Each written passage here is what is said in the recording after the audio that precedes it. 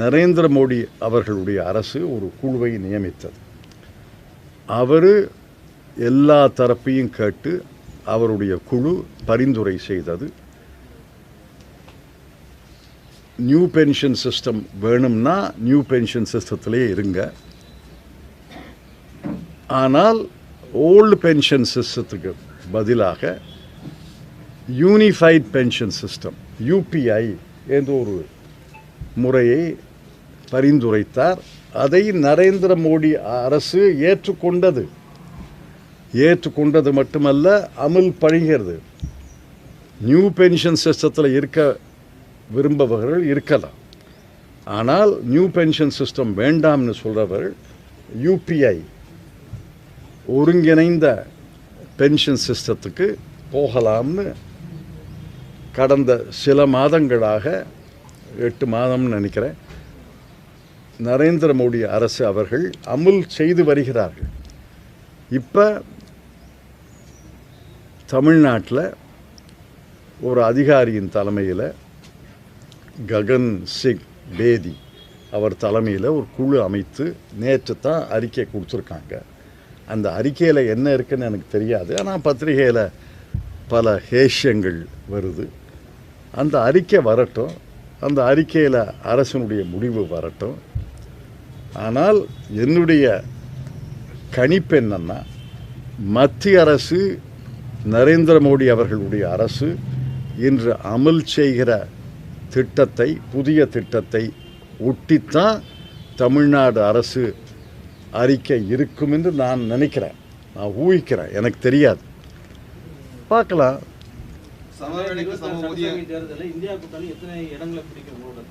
யாரு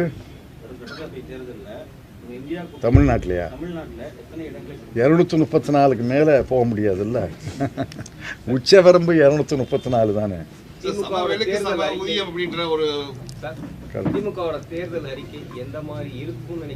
அது எப்படி நான் சொல்ல முடியும்? திமுக யாரு? அது அறிக்கைக்கு பிறகு, அறிக்கைக்கு முன்னாடி எப்படி சொல்றது?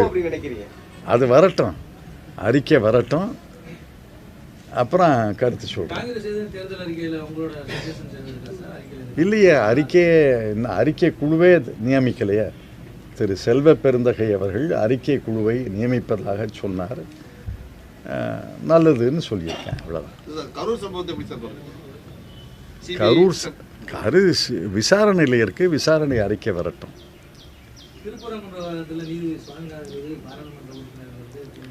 நீதிபதியை பற்றி நான் கருத்து சொல்ல முடியாது, ஆனால் திருப்பரங்குன்றத்தில் பல்லாண்டுகளாக ஒரு பழக்கம் இருந்து வந்திருக்கிறது.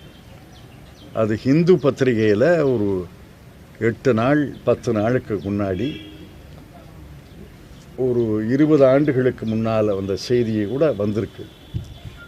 அதனால் என்னுடைய கருத்து என்னன்னா, எந்த பழக்க வழக்கங்கள் தொடர்ந்து ஒரு வழிபாடு நிலையத்தில் இருக்கோ அந்த பழக்க வழக்கங்களை யாரும் மாற்ற முயற்சிக்கக்கூடாது.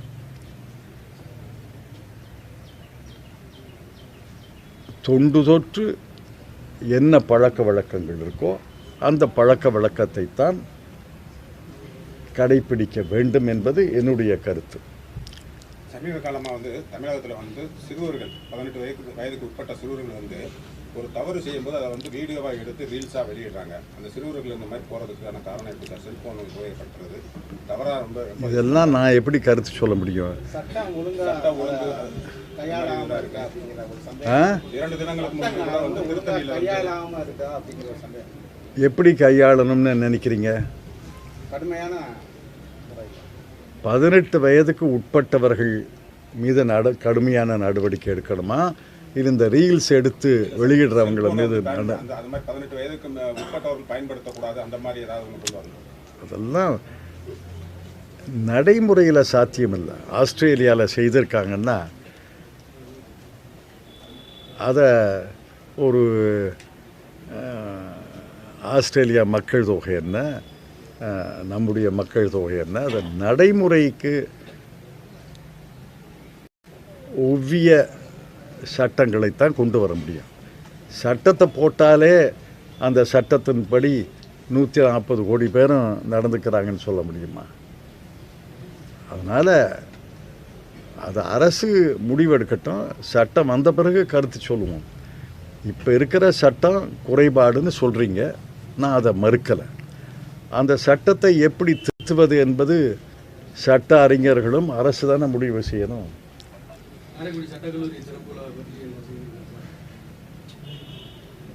சிறப்பு விழா தேர்தலுக்கு முன்னாடி நடக்கும், அதில் ஒன்றும் சந்தேகம் கிடையாது. அதிகாரபூர்வமான நாளை குறித்து அதிகாரபூர்வமான அறிவிப்பை வெளியிட வேண்டியது தமிழ்நாடு அரசு அல்லது மாவட்ட செயலாளர் அமைச்சர் பெரியகரப்பன் அவர்கள். நான் அதை சொல்ல இயலாது. ஆனால் கண்டிப்பாக வேளாண் கல்லூரியும் சட்டக்கல்லூரியும் விரைவில் திறக்கப்படும். தேர்தலுக்கு முன்னாடியே திறக்கப்படும். மருத்துவக் கல்லூரி வந்துருச்சு கலைஞர் காலத்தில். சட்டக்கல்லூரியும் வேளாண் கல்லூரியும் வேண்டும் என்று நாடாளுமன்ற மக்களவை உறுப்பினரும் நானும் போய் அமைச்சர்களெல்லாம் சொல்லிட்டு முதலமைச்சரை போய் கேட்டோம். முதல் பட்ஜெட்டிலேயே அறிவித்தார். அதற்காக மீண்டும் அவருக்கு நன்றி சொல்ல கடமைப்பட்டிருக்கிறோம். அந்த பிரம்மாண்டமான கட்டிடங்கள் எழும்பி இருக்கின்றன. தரமான கட்டிடங்கள்னு நான் பார்த்த வரைக்கும் எனக்கு தோணுது. நான் மாதம் 1 முறை, மாதம் 2 முறை கூட அந்த கட்டிட வேலை நடக்கும்போது போய் பார்த்துருக்கேன்.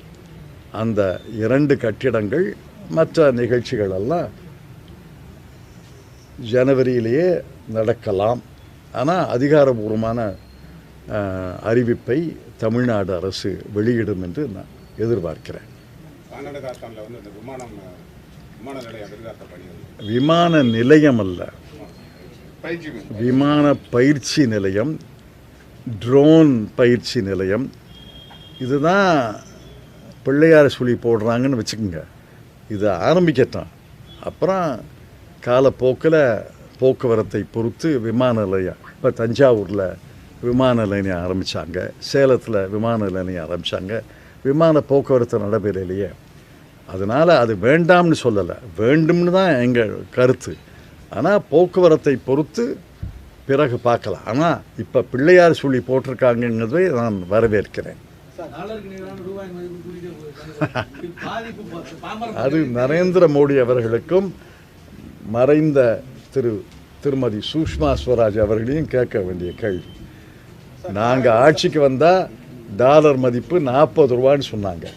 அது பொருளாதார பிழை, பொருளாதார இமாலய பிழை. அந்த டாலருக்கு 40 ரூபா வந்தால் இந்திய ஏற்றுமதி முற்றிலும் குலைந்துவிடும். அதனால் இது ரிசர்வ் வங்கி இருக்குது, ரிசர்வ் வங்கிக்கு ஒரு ஆளுநர் இருக்கிறாரு, அவருக்கு ஒரு குழு இருக்குது. அவர்கள் தான் இதை சரிசமப்படுத்தணும். நமக்கு ஏற்றுமதி இறக்குமதியில் டெஃபிசிட், ஏற்றுமதி குறைஞ்சு ஏற்றுமதி கூடி ஏற்றுமதி குறைஞ்சு இறக்குமதி குறைஞ்சா ஒரு பற்றாக்குறை இருக்கும். ஒன்றாவது பணவீக்கம். இதை தான் டாலர் ரூபாயுடைய மதிப்பை செய்கிறது. அதெல்லாம் இப்படி பத்திரிகையாளர் பேட்டியில் விவாதிக்க முடியாது. தவிக தலைவர் புதிய முதலமைச்சரான கனவோட வந்தார். ஆனால் எதிர்கட்சியாக தலைவராக வர்றதுக்கு வாய்ப்பு இருக்குன்னு அரசியல் விமர்சனம் சொல்கிறாங்க. என்னுடைய எனக்கு தெரியாது, மக்கள் தான் தீர்மானிக்கணும். ஆனால் உங்கள் கூட்டணி தேர்தலில் வெல்லும் என்ற முழு நம்பிக்கை இருக்குது. யார் எதிர்கட்சியாக வந்தால் என்ன? ஆளுங்கட்சி எதிர்கட்சி இருப்பது ஜனநாயகத்துக்கு நல்லது. யார் வேணாலும் எதிர்கட்சியாக வரட்டும். ஆட்சி பங்கு என்பதை எப்படி பார்க்குறீங்க? கூட்டணி ஆட்சிகளை எப்படி பார்க்குறீங்க? ஆட்சியில் பங்கு, கூட்டணி ஆட்சி என்பதெல்லாம் 2 தலைவர்கள் முடிவெடுப்பாங்க. மற்ற கருத்துக்களை எல்லாம் நீங்கள் மிகைப்படுத்துகிறீங்க. என் கருத்தையும் மிகைப்படுத்தி போடலாம். என் கருத்து பயனே கிடையாது. 2 தலைவர்கள், திராவிட முன்னேற்றக் கழக தலைவரும் காங்கிரஸ் கட்சியின் தலைவரும் முடிவெடுப்பது தான் முடிவு. இதில் வேறு கருத்துக்கே இடமே கிடையாது. இந்த காங்கிரஸ் கட்சியினுடைய நிலைப்பாடாக தான் அது வந்து கூட்டணி ஆட்சி தான் விரும்புது அப்படின்றத ஒரு மீட்டிங்கில் வந்து கார்த்திக் பா சிதம்பரம் சொல்லியிருக்காங்க.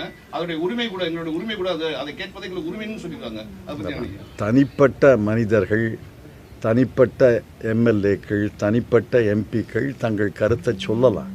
ஏன்னா காங்கிரஸ் கட்சி பேச்சுரிமை அளித்த கட்சி, சுதந்திரமான கட்சி. முடிவுன்னு கேட்டிங்கன்னா அது திராவிட முன்னேற்றக் கழக தலைவரும் காங்கிரஸ் தலைவரும் முடிவெடுப்பது தான் முடிவு.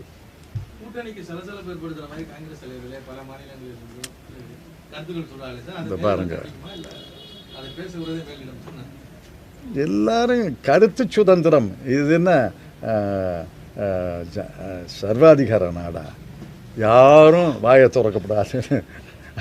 இப்போ நீங்கள் உங்களை கேட்குறேன், சீனா அல்லது இன்னொரு சர்வாதிகார நாடுடைய குடியுரிமையை தர்றோம், பங்களா தர்றோம், கார் தர்றோம்னா போவீங்களா? நீங்கள் ஏன் போக மாட்டீங்க?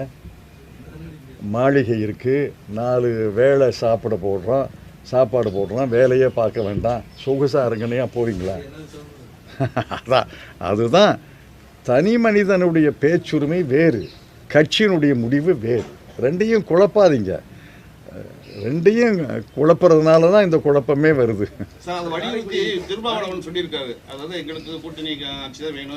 அவர் திருமாவளவனை கேட்கணும். அவர் ஒரு கட்சியினுடைய தலைவர், அவரை கேளுங்க. எங்க கட்சியை பற்றி தான் நான் பேச முடியும். திராவிட முன்னேற்றக் கழக தலைவர் கூட்டணிக்கு தலைவர், காங்கிரஸ் கட்சி அது ஒரு அங்கம், காங்கிரஸ் கட்சியின் தலைவர் இருக்கிறார். 2 தலைவர்களும் எடுக்கும் முடிவு தான் எங்களுடைய முடிவு.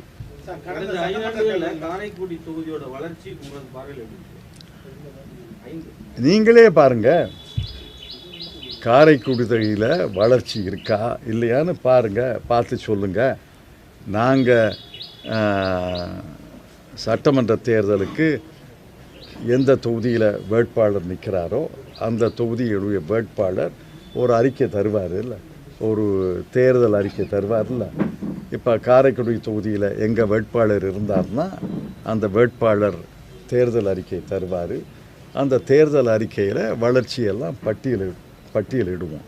எந்த தொகுதியிலையும் எங்கள் வேட்பாளர் இருந்தால் நாங்கள் பட்டியலிடுவோம்.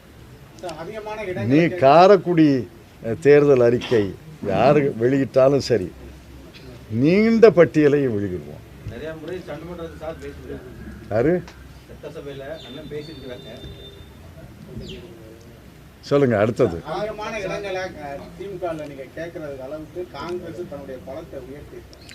இந்த பாருங்க, இதெல்லாம் காங்கிரஸ் கட்சியின் தலைவரும் திராவிட முன்னேற்ற கழகம் தலைவரும் முடிவெடுப்பாங்க.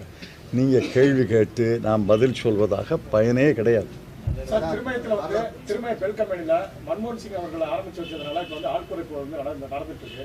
எனக்கு தெரியலையே, எனக்கு செய்தி இல்லை, எனக்கு அந்த மாதிரி செய்தி இல்லை.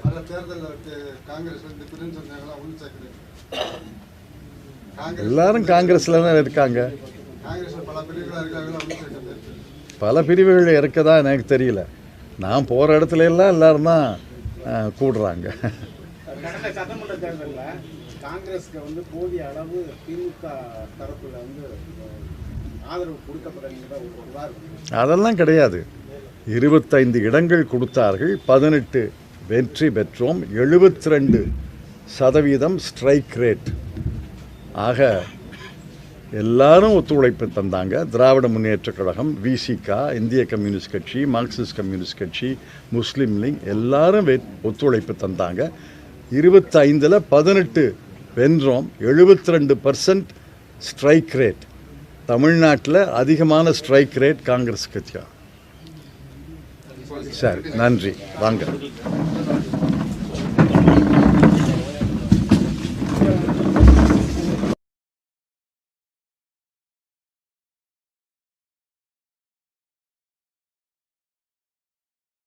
Welcome to the Brain Dump Challenge. Today's contestants will race to capture as many thoughts as possible before they disappear forever. Contestant 1, you're up. So what is it? Keep மாநிலங்களுக்கும் பொதுவான விழா தான். அதனால் சொற்களை ஆங்கில எழுத்தில் எழுதுறது, இந்தி சொற்களை ஆங்கிலத்தில் எழுதினா இந்தி மட்டும் தெரிஞ்சவர்களுக்கு படிக்க முடியாது, ஆங்கிலம் மட்டும் தெரிந்தவர்களுக்கு பொருள் புரியாது. இப்போ யாருக்காக பேர் வச்சுருக்காங்க இந்த மாதிரி? நான் சவால் விட்டு சொல்கிறேன், யாராவது ஒருத்தர் இங்கே ஜி ராம் ஜி அதனுடைய விளக்கத்தை சொல்ல முடியுமா? நீங்கள் பத்திரிகையில் போடுறீங்க ஜி ராம் ஜின்னு. ஜி ராம் ஜி எந்த இந்தி சொற்களை அது குறிக்கிறதுன்னு யாராவது சொல்ல முடியுமா? அந்த ஜி என்ன, ஆர் என்ன, ஏ என்ன, எம் என்ன, ஜி என்ன, யாராவது சொல்ல முடியுமா? நீங்கள் பத்திரிகையாளர்கள் தினமும் எழுதுறீங்க, ஆனால் உங்களாலேயே சொல்ல முடியலை. பல எம்பிக்கள் இது என்ன பொருள்னு கேட்குறாங்க. ரெண்டாவது, இந்த திட்டத்தில் பெரிய பிழைகள் இருக்கின்றன. முதல்ல கேரண்டியே கிடையாது, மத்திய அரசு கேரண்டியும் கிடையாது, மாநில அரசு கேரண்டியும் கிடையாது. ஒன்று. ரெண்டாவது, ஊதியத்துக்கு மத்திய அரசே முழு பொறுப்பு, பொருள்களுக்கு மத்திய அரசு 90% பொறுப்பு, மாநில அரசு 10% பொறுப்பு. இப்போ ஊதியத்துக்கும் பொருளுக்கும் மொத்த செலவில் 40% மாநில அரசுகள்னா, மாநில அரசுகளில் ஏற்கனவே நிதி ஆதாரங்கள் குறைந்த மாநிலங்கள் தான் இந்தியாவின் எல்லா மாநிலங்களும். அதனால் இந்த 40% மாநில அரசின் பொறுப்புன்னா எந்த மாநிலத்திலையும் முழுமையாக இது நிறைவேறாது. மூன்றாவது, எங்கள் திட்டம் டிமாண்ட் ட்ரிவன், வேலை கேட்டால் வேலை கொடுக்க வேண்டும். இவர்கள் திட்டம் சப்ளை ட்ரிவன், வேலை கொடுத்தால்தான் வேலை கேட்க முடியும். மத்திய அரசு தான் ஒரு மாநிலத்தில் எந்த மாவட்டங்களில் எந்த ஒன்றியங்களில் செயல்படுத்துவது என்று தீர்மானிக்கும். மத்திய அரசு அதை அறிக்கையை வெளியிடாட்டி இந்த திட்டமே நிறைவேறாது. இப்போ தமிழ்நாட்டில் பல மாவட்டங்கள் இருக்கு. மத்திய அரசு எல்லா மாவட்டங்களையும் குறிப்பிட வேண்டும் என்ற அவசியம் கிடையாது, அந்த சட்டத்திலேயே இருக்குது.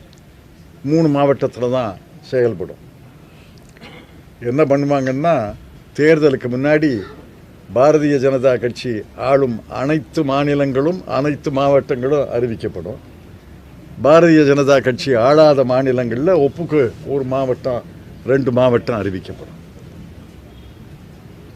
கடைசியில் வேடிக்கையிலையும் வேடிக்கை, சராசரியாக பாரதிய ஜனதா கட்சி அரசு அதுக்கு முந்தைய காலத்தில் கூட சராசரியாக 50 நாட்கள் தான் வேலை தந்திருக்காங்க. ஒரு வருஷத்தில் 51 நாள் ஆச்சு, ஒரு வருஷத்தில் 52 நாள் ஆச்சு. இப்போ 100 கொடுக்க வழி இல்லை, 125. ஏன் 125ல் நிறுத்திட்டீங்க? 365 சொல்ல வேண்டியதானே?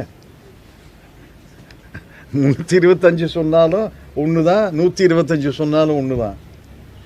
இதெல்லாம் இந்த திட்டத்தை பற்றி நரேந்திர மோடி அவர்கள் பிப்ரவரி மாதம் 15ஆம் தேதி நாடாளுமன்றத்தில் பேச்சை உங்களுக்கு நினைவுபடுத்துகிறேன்.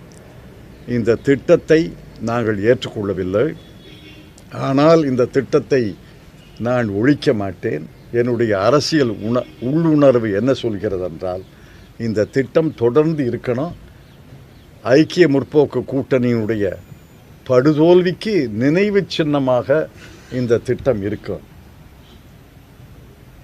A monument to UPA's failures அப்படின்னு சொன்னார்.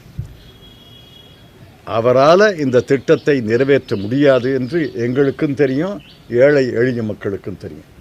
12 கோடி மக்கள் இந்த திட்டத்தை நம்பி இருக்கிறாங்க. அதில் 8.6 கோடி மக்கள் ஜாப் கார்டு வச்சுருக்காங்க. அதில் ஒரு ஆண்டுகள் 7 கோடி பேருக்கு வேலை கிடைச்சிருக்கு, ஒரு ஆண்டு 5 கோடி பேருக்கு வேலை கிடைச்சிருக்கு. இப்போ நீங்கள் பாருங்கள், இது மழமழன்று சரியும்.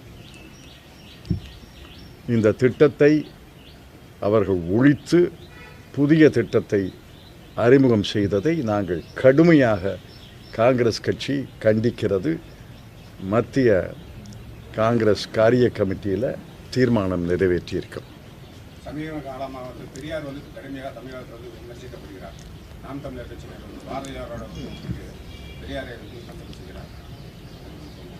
அதெல்லாம் எங்களுக்கு உடன்பாடு கிடையாது. பெரியார் சில கருத்துக்களை சொல்லியிருக்கலாம், அது ஏற்புடையதாக இருக்காது. ஆனால் பெரியார் ஏற்படுத்திய புரட்சி காலத்துக்கும் அழிக்க முடியாது, சரித்திர புரட்சி. துணைவேந்தர் நியமனம் தொடர்பான மசோதாவை ஜனாதிபதியும் காக்க வச்சு இப்போ திருப்பி அனுப்பிடுவாங்க சார் தமிழ்நாடு சட்டப்பேரவைக்கு. இதுக்கு 3 ஆண்டுகள் ஆகிவிட்டது. பல மாநிலங்களில் பல பல்கலைக்கழகங்களுக்கு துணைவேந்தரை அரசு தான் நியமிக்கிறது. இங்கே ஆளுநர் நியமிப்பார்னு பழைய சட்டம். இதை போன்ற ஆளுநர்கள் வருவார்கள் என்று சட்டத்தை இயற்றியவர்கள் கற்பனை செய்து கூட பார்த்துருக்க மாட்டாங்க. இப்போ அரசு நியமிக்கும். அரசு பணம், அரசு நிலம், அரசு கட்டிடம், ஆசிரியர்களை அரசு ஒப்புதலோடு தான் நியமிக்கணும்.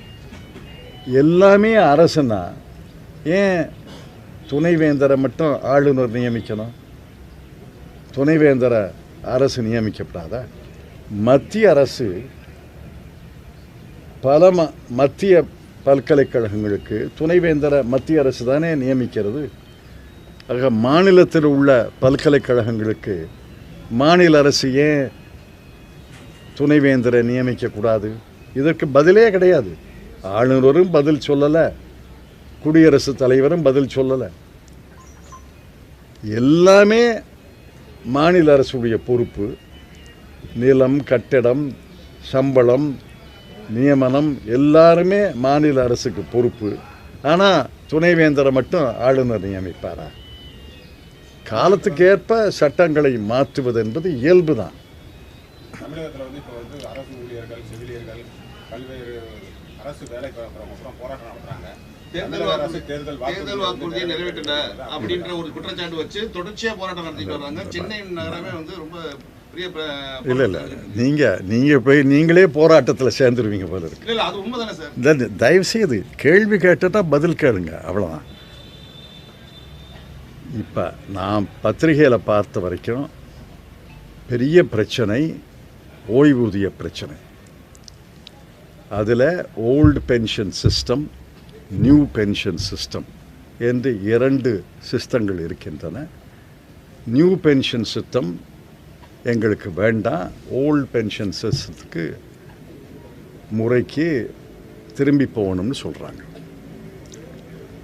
இதே கோரிக்கை நியூ பென்ஷன் சிஸ்டத்தை அறிமுகம் செய்தது வாஜ்பாய் அரசு. பின்னாடி வந்த ஐக்கிய முற்போக்கு கூட்டணி அரசு நியூ பென்ஷன் சிஸ்டத்தை தொடர்ந்தது. அப்புறம் மத்திய அரசு ஊழியர்கள் போராடிய போது டிவி சோமநாதன் இன்று கேபினட் செக்ரட்டரியாக இருக்கவர் தலைமையில் நரேந்திர மோடி அவர்களுடைய அரசு ஒரு குழுவை நியமித்தது. அவர் எல்லா தரப்பையும் கேட்டு அவருடைய குழு பரிந்துரை செய்தது. நியூ பென்ஷன் சிஸ்டம் வேணும்னா நியூ பென்ஷன் சிஸ்டத்திலே இருங்க, ஆனால் ஓல்டு பென்ஷன் சிஸ்டத்துக்கு பதிலாக யூனிஃபைட் பென்ஷன் சிஸ்டம் யூபிஐ என்ற ஒரு முறையை பரிந்துரைத்தார். அதை நரேந்திர மோடி அரசு ஏற்றுக்கொண்டது மட்டுமல்ல, அமல் படுகிறது. நியூ பென்ஷன் சிஸ்டத்தில் இருக்க விரும்பவர்கள் இருக்கலாம், ஆனால் நியூ பென்ஷன் சிஸ்டம் வேண்டாம்னு சொல்கிறவர் யூபிஐ ஒருங்கிணைந்த பென்ஷன் சிஸ்டத்துக்கு போகலாம்னு கடந்த சில மாதங்களாக 8 மாதம்னு நினைக்கிறேன் நரேந்திர மோடி அரசு அவர்கள் அமுல் செய்து வருகிறார்கள். இப்போ தமிழ்நாட்டில் ஒரு அதிகாரியின் தலைமையில் ககன் சிங் பேதி அவர் தலைமையில் ஒரு குழு அமைத்து நேற்று தான் அறிக்கை கொடுத்துருக்காங்க. அந்த அறிக்கையில் என்ன இருக்குன்னு எனக்கு தெரியாது, ஆனால் பத்திரிகையில் பல ஹேஷ்யங்கள் வருது. அந்த அறிக்கை வரட்டும், அந்த அறிக்கையில் அரசினுடைய முடிவு வரட்டும். ஆனால் என்னுடைய கணிப்பு என்னன்னா, மத்திய அரசு நரேந்திர மோடி அவர்களுடைய அரசு இன்று அமல் செய்கிற திட்டத்தை, புதிய திட்டத்தை ஒட்டித்தான் தமிழ்நாடு அரசு அறிக்கை இருக்கும் என்று நான் நினைக்கிறேன், நான் ஊகிக்கிறேன், எனக்கு தெரியாது, பார்க்கலாம். சமவேளைக்கு சம ஊதியம் சட்டசபை தேர்தலில் இந்தியா கூட்டணி எத்தனை இடங்களை பிடிக்கும் உங்களோட கருத்து? யாரு சட்டசபை தேர்தலில் இந்தியா கூட்டணி தமிழ்நாட்டிலையா? தமிழ்நாட்டில் எத்தனை இடங்களை 234க்கு மேலே போக முடியாதுல்ல. உச்சவரம்பு 234 தானே.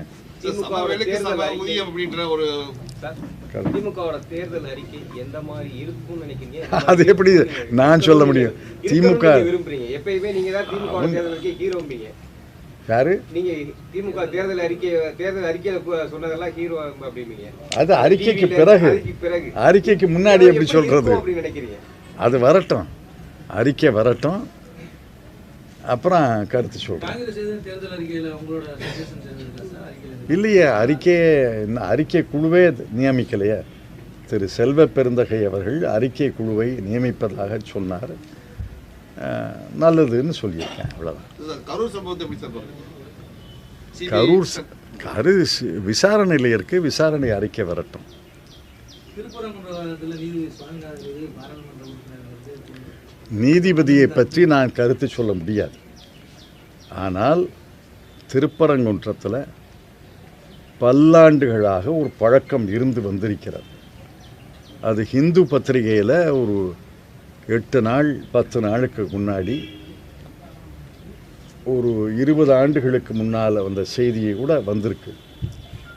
அதனால் என்னுடைய கருத்து என்னன்னா, எந்த பழக்க வழக்கங்கள் தொடர்ந்து ஒரு வழிபாடு நிலையத்தில் இருக்கோ அந்த பழக்க வழக்கங்களை யாரும் மாற்ற முயற்சிக்க கூடாது.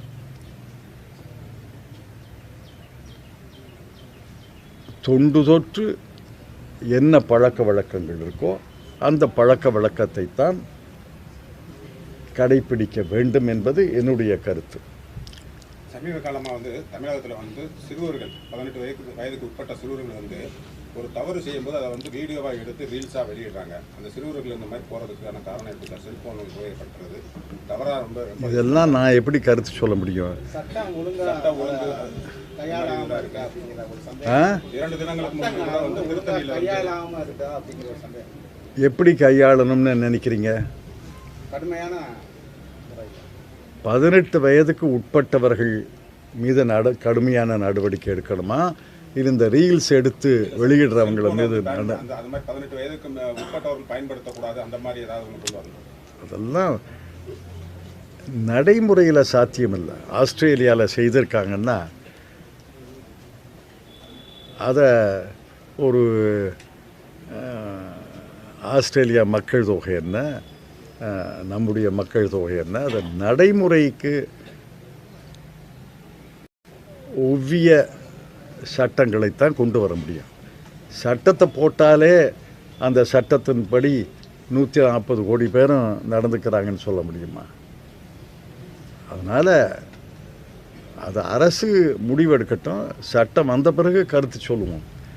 இப்போ இருக்கிற சட்டம் குறைபாடுன்னு சொல்கிறீங்க, நான் அதை மறுக்கலை. அந்த சட்டத்தை எப்படி திருத்துவது என்பது சட்ட அறிஞர்களும் அரசு தானே முடிவு செய்யணும்.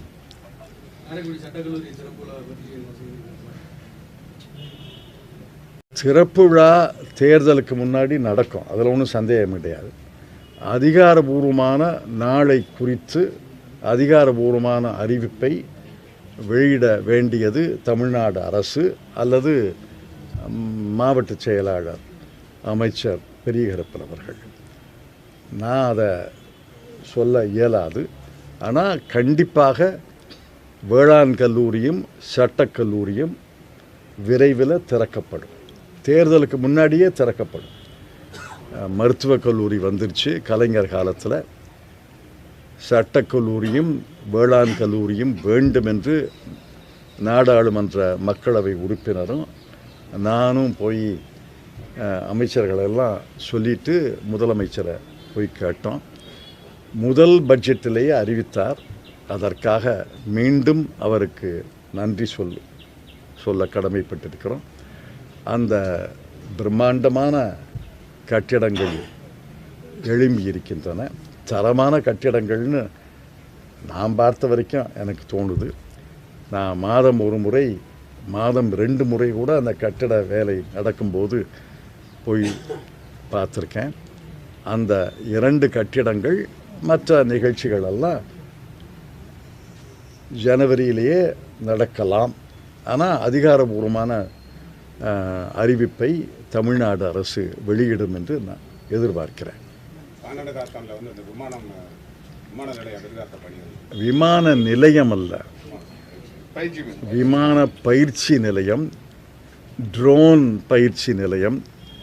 இதுதான் பிள்ளையார் சொல்லி போடுறாங்கன்னு வச்சுக்கோங்க. இது ஆரம்பிக்கட்டும். அப்புறம் காலப்போக்கில் போக்குவரத்தை பொறுத்து விமான நிலையம், இப்போ தஞ்சாவூரில் விமான நிலையம் ஆரம்பித்தாங்க, சேலத்தில் விமான நிலையம் ஆரம்பித்தாங்க. விமான போக்குவரத்து நடைபெறலையே. அதனால் அது வேண்டாம்னு சொல்லலை, வேண்டும்னு தான் எங்கள் கருத்து. ஆனால் போக்குவரத்தை பொறுத்து பிறகு பார்க்கலாம். ஆனால் இப்போ பிள்ளையார் சொல்லி போட்டிருக்காங்கங்கிறதை நான் வரவேற்கிறேன். அது நரேந்திர மோடி அவர்களுக்கும் மறைந்த திருமதி சுஷ்மா ஸ்வராஜ் அவர்களையும் கேட்க வேண்டிய கேள்வி. நாங்கள் ஆட்சிக்கு வந்தால் டாலர் மதிப்பு 40 ரூபான்னு சொன்னாங்க.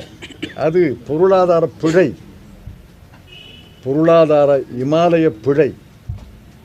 அந்த டாலருக்கு 40 ரூபா வந்தால் இந்திய ஏற்றுமதி முற்றிலும் குலைந்துவிடும். அதனால் இது ரிசர்வ் வங்கி இருக்குது, ரிசர்வ் வங்கிக்கு ஒரு ஆளுநர் இருக்கிறாரு, அவருக்கு ஒரு குழு இருக்குது. அவர்கள் தான் இதை சரிசமப்படுத்தணும். நமக்கு ஏற்றுமதி இறக்குமதியில் டெஃபிசிட், ஏற்றுமதி குறைஞ்சு ஏற்றுமதி கூடி ஏற்றுமதி குறைஞ்சு இறக்குமதி குறைஞ்சா ஒரு பற்றாக்குறை இருக்கும். ஒன்றாவது பணவீக்கம். இதை தான் டாலர் ரூபாயுடைய மதிப்பை செய்கிறது. அதெல்லாம் இப்படி பத்திரிகையாளர் பேட்டியில் விவாதிக்க முடியாது. தாவேகா தலைவர் வந்து புதிய முதலமைச்சரான கனவோட வந்தார். ஆனால் எதிர்கட்சியாக தலைவராக வர்றதுக்கு வாய்ப்பு இருக்குன்னு அரசியல் விமர்சகர்கள் சொல்கிறாங்க. என்னுடைய எனக்கு தெரியாது, மக்கள் தான் தீர்மானிக்கணும். ஆனால் உங்கள் கூட்டணி தேர்தலில் வெல்லும் என்ற முழு நம்பிக்கை இருக்குது. யார் எதிர்கட்சியாக வந்தால் என்ன? ஆளுங்கட்சி எதிர்கட்சி இருப்பது ஜனநாயகத்துக்கு நல்லது. யார் வேணாலும் எதிர்கட்சியாக வரட்டும். ஆட்சி பங்கு என்பதை எப்படி பார்க்குறீங்க? கூட்டணி ஆட்சிக்கிறத எப்படி பார்க்குறீங்க? ஆட்சியில் பங்கு, கூட்டணி ஆட்சி என்பதெல்லாம் 2 தலைவர்கள் முடிவெடுப்பாங்க. மற்ற கருத்துக்களை எல்லாம் நீங்கள் மிகைப்படுத்துகிறீங்க. என் கருத்தையும் மிகைப்படுத்தி போடலாம். என் கருத்து பயனே கிடையாது. 2 தலைவர்கள், திராவிட முன்னேற்றக் கழக தலைவரும் காங்கிரஸ் கட்சியின் தலைவரும் முடிவெடுப்பது தான் முடிவு. இதில் வேறு கருத்துக்கே இடமே கிடையாது. இந்த காங்கிரஸ் கட்சியுடைய நிலைப்பாடாக தான் அது வந்து கூட்டணி ஆட்சி தான் விரும்புது அப்படின்றத ஒரு மீட்டிங்கில் வந்து கார்த்திகை பட்சத்தை பல சொல்லியிருக்காங்க. அதோடைய உரிமை கூட, எங்களுடைய உரிமை கூட அதை கேட்பதை எங்களுக்கு உரிமைன்னு சொல்லியிருக்காங்க. அதை பற்றி தனிப்பட்ட மனிதர்கள், தனிப்பட்ட எம்எல்ஏக்கள், தனிப்பட்ட எம்பிக்கள் தங்கள் கருத்தை சொல்லலாம். ஏன்னா காங்கிரஸ் கட்சி பேச்சுரிமை அளித்த கட்சி, சுதந்திரமான கட்சி. முடிவுன்னு கேட்டிங்கன்னா அது திராவிட முன்னேற்றக் கழக தலைவரும் காங்கிரஸ் தலைவரும் முடிவெடுப்பது தான் முடிவு. கூட்டணிக்கு சலசலப்பு ஏற்படுத்துற மாதிரி காங்கிரஸ் தலைவர்களே பல மாநிலங்களில் இருந்தும் கருத்துக்கள் சொல்றாங்க சார். இந்த பாருங்க, அதை பேசுகிறதே மேலிடம் சொன்னாங்க. எல்லாரும் கருத்து சுதந்திரம். இது என்ன சர்வாதிகார நாடா? யாரும் வாயை திறக்கப்படாது. இப்போ நீங்கள் உங்களை கேட்குறேன், சீனா அல்லது இன்னொரு சர்வாதிகார நாடுடைய குடியுரிமையை தர்றோம், பங்களா தர்றோம், கார் தர்றோம்னா போவீங்களா? நீங்கள் ஏன் போக மாட்டீங்க? மாளிகை இருக்குது, 4 வேளை சாப்பாடு போடுறோம், வேலையே பார்க்க வேண்டாம், சொகுசாக இருங்கனையா போவீங்களா?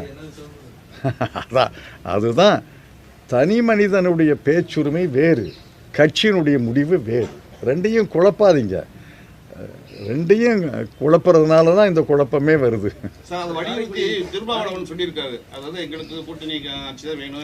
அவர் திருமாவளவனை கேட்கணும். அவர் ஒரு கட்சியினுடைய தலைவர், அவரை கேளுங்க. எங்க கட்சியை பற்றி தான் நான் பேச முடியும். திராவிட முன்னேற்ற கழக தலைவர் கூட்டணிக்கு தலைவர், காங்கிரஸ் கட்சி அது ஒரு அங்கம், காங்கிரஸ் கட்சியின் தலைவர் இருக்கிறார். 2 தலைவர்களும் எடுக்கும் முடிவு தான் எங்களுடைய முடிவு.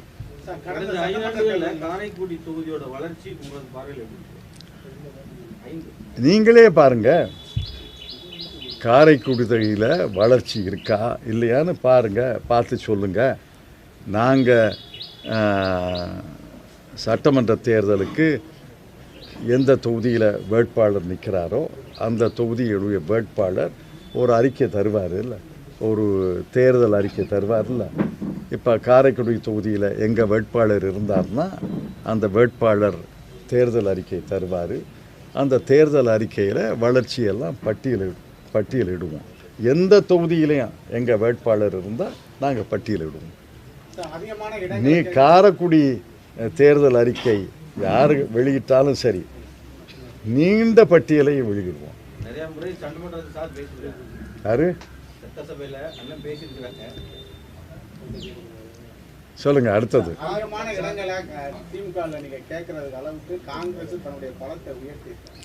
இந்த பாருங்க, இதெல்லாம் காங்கிரஸ் கட்சியின் தலைவரும் திராவிட முன்னேற்ற கழகம் தலைவரும் முடிவெடுப்பாங்க. நீங்கள் கேள்வி கேட்டு நாம் பதில் சொல்வதாக பயனே கிடையாது.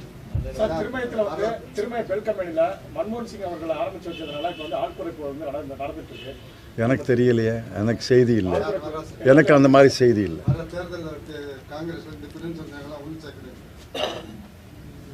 எல்லாரும் காங்கிரஸ்ல தான் இருக்காங்க.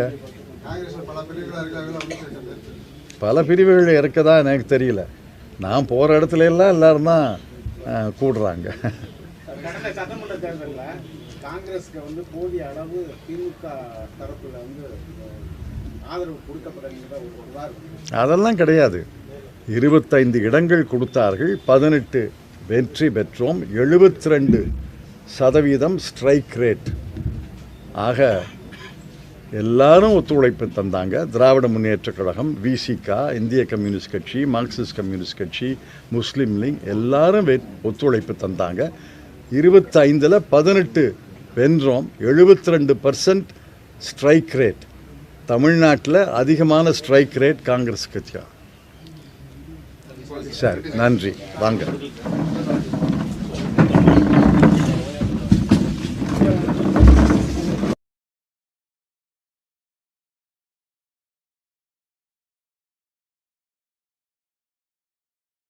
Welcome to the Brain Dump channel. நாட்டு மாநிலங்களுக்கும் பொதுவான விழா தான். அதனால் சொற்களை ஆங்கில எழுத்தில் எழுதுறது, இந்தி சொற்களை.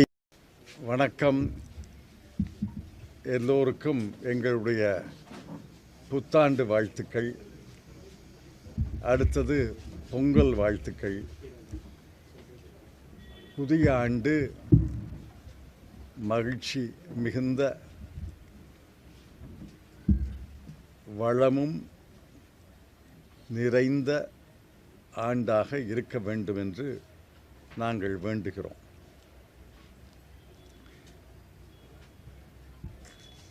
தேர்தல் மார்ச் மாதம் 2வது பகுதியில் அல்லது ஏப்ரல் மாதம் முதல் பகுதியில் வரும் என்பது எனக்கு செய்தி. தேர்தல் அறிவிப்பு பிப்ரவரி மாதமே வந்துவிடும் என்று எனக்கு செய்தி. மாவட்டத்தில் ஆயத்த நிலைக்கு கொண்டு வருவதற்காக நாங்கள் சில மாதங்களாக முயற்சி செய்து வருகிறோம். அந்த முயற்சி இப்பொழுது விரைவுபடுத்தப்பட்டிருக்கிறது. முதல் கடமை இந்த வாக்காளர் பட்டியலை சீர் செய்வது. தேர்தல் ஆணையம் வாக்காளர் பட்டியலில் 3 வகையாக பிரித்திருக்கிறார். ஒன்று, இறந்தவர்கள் என்று ஏறத்தாழ 24 லட்சம் பேரை வாக்காளர் பட்டியலிருந்து நீக்கியிருக்கிறார்கள். அவர்கள் இறந்தவர்கள் என்றால் எங்களுக்கு ஒன்றும் மறுப்பு கிடையாது. ஆனால் அவங்க நேற்று முந்தா நாள் இறக்கலை. அவங்க 10-15 ஆண்டுகளாக இறந்தவர்கள். தன்னுடைய தவறை தேர்தல் ஆணையம் திருத்திக் கொள்வது நாங்கள் வரவேற்கிறோம். அடுத்தது, ஏறத்தாழ 3.5 லட்சம் பேரை இரட்டை பதிவு என்று நீக்கியிருக்கிறார்கள். அதுக்கு எங்களுக்கு ஒன்றும் மறுப்பு இல்லை. 3வது வகை தான் நெருடுகிறது, உறுத்துகிறது. இந்த வகை பீகார் எஸ்ஐஆரில் வரல, மேற்கு வங்காள எஸ்ஐஆரில் வகலை. தமிழ்நாட்டில் தான் முதல் முறையாக ஒரு வகை முகவரி இல்லாதவர்கள் அப்படின்னு ஒரு வகையை அறிமுகம் செய்திருக்கிறார்கள். தமிழ்நாட்டில் 66,44,881 பேர் முகவரி இல்லாமல் இருக்கிறார்கள் என்பதை நாங்கள் ஏற்றுக்கொள்ளவில்லை. முகவரி இல்லாமல் எங்கே இருக்காங்க,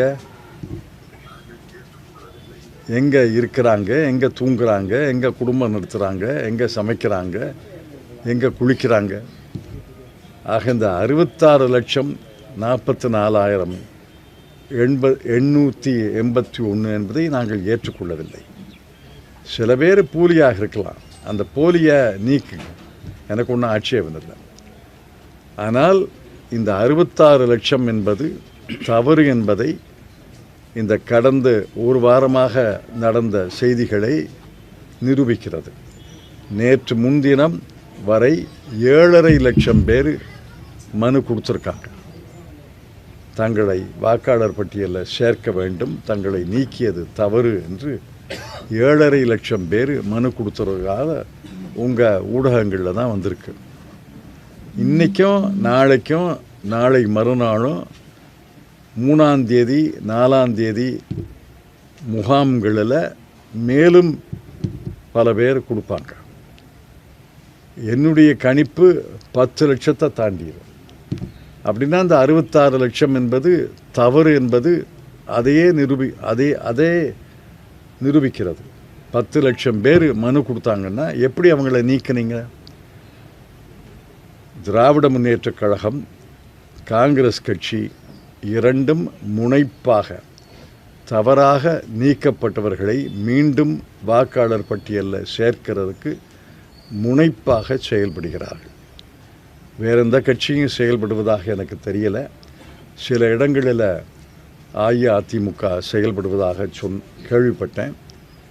ஆனால் திராவிட முன்னேற்றக் கழகமும் காங்கிரஸ் கட்சியும் முனைப்பாக இதை செய்கிறது. எங்களுடைய வட்டார தலைவர்கள், நகர தலைவர்கள், வாக்குச்சாவடி முகவர்கள், BLA 2 எல்லாரும் களத்தில் இருக்காங்க. எல்லாரும் இன்னைக்கு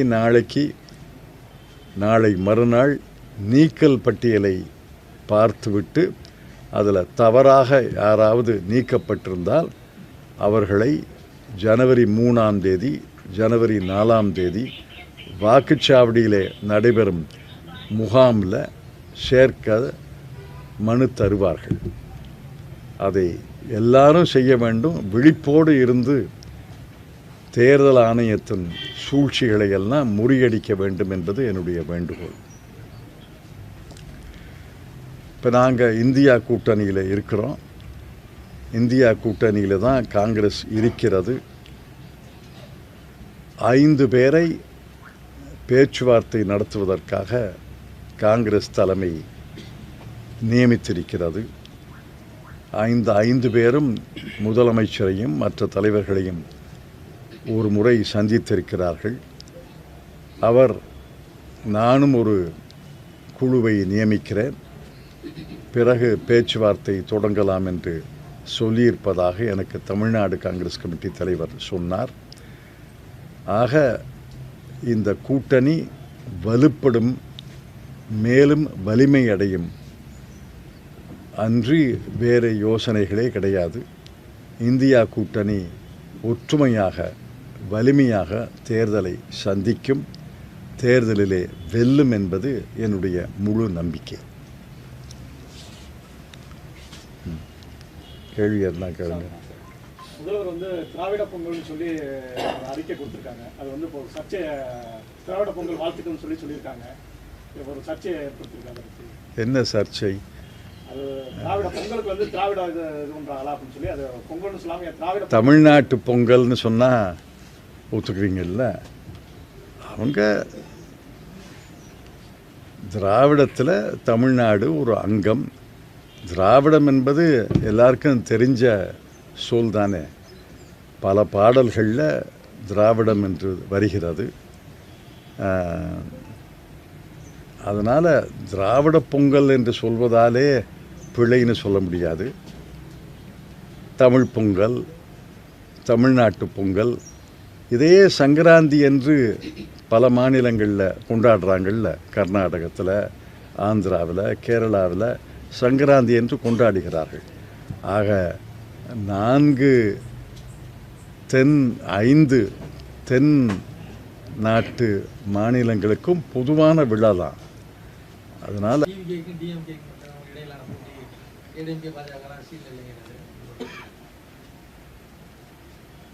விஜய் அவர்களுக்கு நல்வாழ்த்துக்கள்.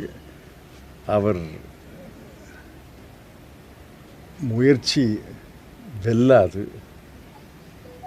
இந்தியா கூட்டணி தான் வெல்லும், அதில் ஒன்றும் சந்தேகமே கிடையாது என் மனசில்.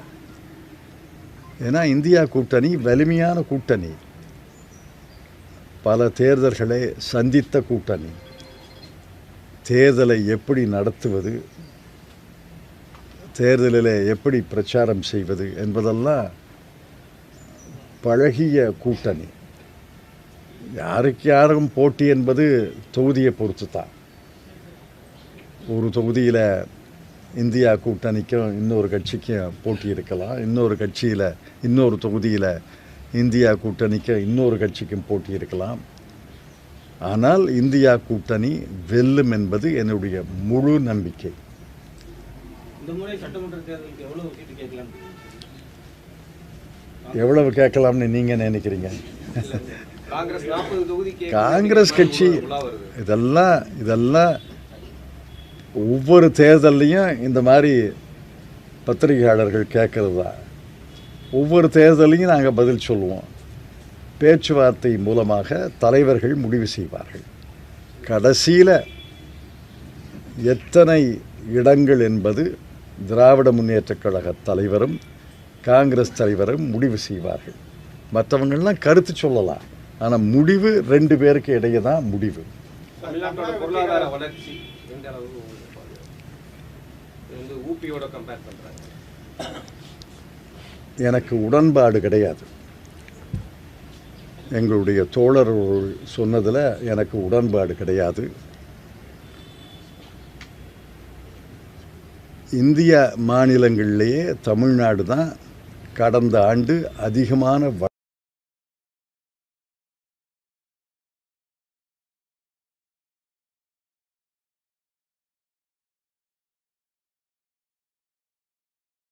வளர்ச்சி என்று திட்டமிஷன், இப்போ நீத்தி ஆயோக்னு பேர் வச்சு தந்திருக்கிறது.